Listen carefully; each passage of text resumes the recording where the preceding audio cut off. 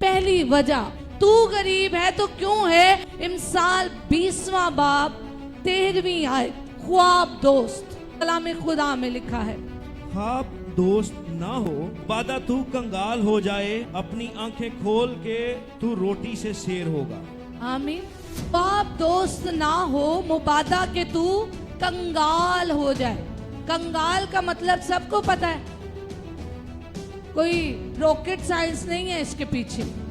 खुदा का कलाम कहता है कि ख्वाब देखने वाला ना हो, कि तू 24 घंटे प्लान ही बनाता रहे, इधरों मैं पैसे काट लांगा ते इधरों आ जाएंगे तो हो जाएगा, और तू हाथों से काम ना करे। खुदा कहता है कि ख्वाब दोस्त ना हो।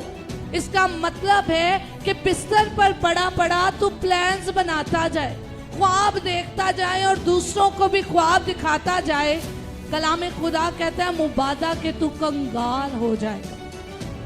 क्या हो जाएगा? कंगाल हो जाएगा।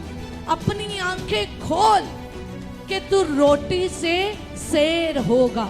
अपनी आंखें कलाम के अंदर खोलो। मेरी जिंदगी में ऐसी क्या बातें हैं जो मेरी जिंदगी में दौलत को बर्पा नहीं होने दे रही, जो रुपए पैसे को मेरे खानदान में आने नहीं दे रही, और अगर आता है तो उसके अंदर बरकत नहीं है।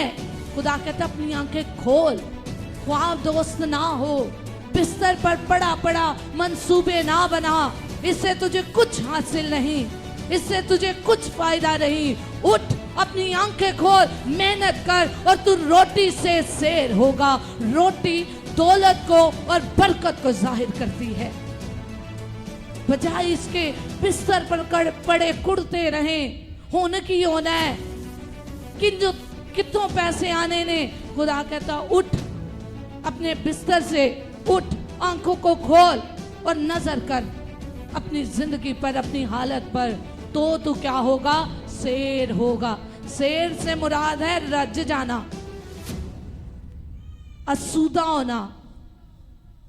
अक्सर कोई अमीर हो तो हम कहते हैं रजे पुजे लोग हैं, तो खुदा कहता है तू रज, शेर हो रोटी से, तेरे घर कमी ना हो रोटी की, तू टुकड़े मांगता ना फिरे।